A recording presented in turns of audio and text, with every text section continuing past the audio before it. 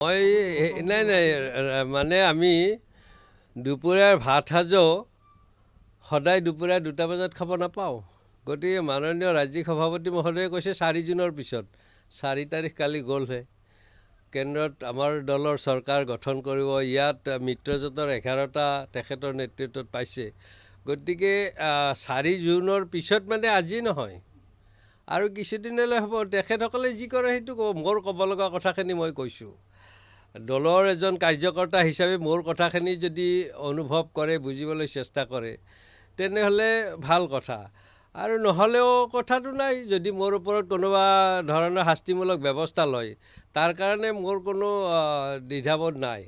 কাৰণ আমি দেখিছোঁ ভাৰতবৰ্ষৰ ৰাজনীতিত যে এটা ৰাজনীতি কৰিয়ে মানুহ বিশেষ সফল হোৱা নাই। গতিকে আমাক যদি আমি কৰিম বুলি ভাবি আছোঁ, কৈছোঁ মই বহু ক্ষেত্ৰত কৈছোঁ যে বিজেপি দলত মই নিষ্ঠা সহকাৰে কাম কৰাৰ কাৰণে প্ৰস্তুত আছোঁ। যদি দায়িত্ব নিদিয়ে, যদি দলৰ পৰা উলিয়াই দিয়ে, সেইটো তেওঁলোকৰ কথা, মোৰ কথাটো নহয়। তেতিয়া আমি আৰু বহি থাকিম। কিন্তু আমিতো আপোনালোকে জানেই, নলবাৰীৰ মানুহে জানে মই কেনেদৰে ভাৰতীয় জনতা পাৰ্টীৰ সংগঠন কৰিছিলোঁ। এতিয়া ভাৰতীয় জনতা পাৰ্টীৰ সংগঠনত মই যদি সুবিধা নাপাওঁ, আইন ঠাইত কৰিব লাগিব। সেইটো আৰু দেখা দেখি কথা। দলে আপোনাৰ বিৰুদ্ধে শাস্তিমূলক ব্যৱস্থা লয় বা আপোনাক ধৰি লওক যদি বহিষ্কাৰ কৰে, তেনেহ'লে আপুনি অন্য দললৈ নিশ্চিতভাৱে ঢাপলি মেলিব। দল বুলি কথা কোৱা নাই মই। ঢাপলি মেলাৰ কথাও অহা নাই। ঢাপলি মেলাৰ অৰ্থটো বেলেগ। মোৰ কথাটো আছে যে মই যিহেতু এটা সংগঠন কৰি দলটোক শক্তিশালী কৰি চৰকাৰ অনাত পৰ্যন্ত গুৰুত্বপূৰ্ণ ভূমিকা লৈছিলোঁ, সেই দলটোত এতিয়া আমাৰ স্বৰ্ণীল সময়। সেই সময়ত যদি কাম কৰিব নাপাওঁ, মনত তেতিয়া অলপ দুখ লাগে যে আমি যিবিলাকক এৰাই চলিছিলোঁ, তেওঁলোকে এতিয়া আমাৰ নেতৃত্ব লৈছে, তেওঁলোকে এতিয়া আমাক পূৰা বাহিৰ কৰি দিছে। সেই কথাটোত আমাৰ অকণমান লাগিব। আৰু মোৰেই নহয়, এইটো সমগ্ৰ অসমত তেনেকুৱা হৈছে। আৰু হোৱাৰ ফলত মানুহৰ মনত চিন্তা হৈছে যে এনেকৈ থাকিব নেকি দল। আমি কৈছোঁ যে এনেকৈতো থাকিব নালাগে, কাৰণ ইতিহাসৰ পৰা শিক্ষা ল'ব লাগে। আজি আমি তৃতীয়বাৰৰ কাৰণে চৰকাৰ গঠন কৰিছোঁ সঁচা, কিন্তু যোৱাবাৰ আমি 303 পাইছিলোঁ, এইবাৰতো 303 পোৱা নাই। গতিকে আমাৰ কিছু অৱনমিত হৈছে। গতিকে ইয়াৰ পাছত যদি নেতৃত্বই সেই একেই দাংকোপ মৰা কথাৰে চলে বা আমাক এৰি হ'লেও চলিব পাৰে, তেনেহ'লে মানে তেওঁলোকে ভবা কথা মতে তেওঁলোকে কাম কৰিব।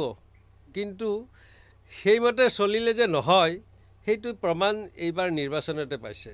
আৰু এটা অতি গুৰুত্বপূৰ্ণ কথা যে দেশৰ মাননীয় যশস্বী প্ৰধানমন্ত্ৰী নৰেন্দ্ৰ মোদী ডাঙৰীয়াই বাৰাণসীৰ পৰা নিৰ্বাচিত হৈছে।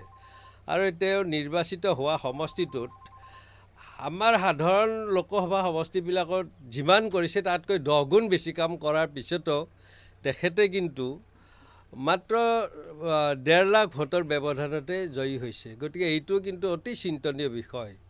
মই সেই কথাটো এজন ৰাজনৈতিক কৰ্মী হিচাপে মই অনুভৱ কৰোঁ। দেশৰ মাননীয় গৃহমন্ত্ৰীগৰাকীয়ে 4.5 লাখ ভোটৰ ব্যৱধানত জয়ী হৈছে আৰু প্ৰধানমন্ত্ৰীগৰাকীয়ে 1.5 লাখ মাত্ৰ ভোটত জয়ী হৈছে। গতিকে এইটোৱে কি সূচায়, মই নহয়, মোৰ নেতৃত্বই নাভাবিব পাৰে, কিন্তু ৰাইজে ভাবিব।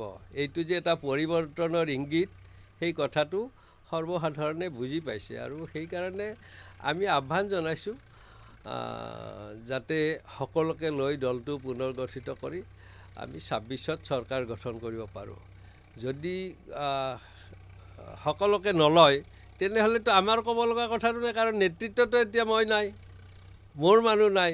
গতিকে তেওঁলোকে যিভাৱে লয়, যেনেদৰে কৰে তেনেদৰে দলটো চলিব। কিন্তু সকলোৰেতো এটা স্বাধীন সত্তা আছে। গতিকে আমিও তেনেদৰে ব্যৱস্থা ল'ম বুলি চিন্তা নিশ্চয় কৰা হ'ব। কাৰণ আমাৰ শক্তি, আমাৰ ক্ষমতা বা আমাৰ কৰ্মকৌশল সেইবিলাকতো আৰু অথলে দি যাব দিব নোৱাৰি। ইয়াৰ ব্যৱহাৰ নিশ্চয় ক'ৰবাত নহয় ক'ৰবাত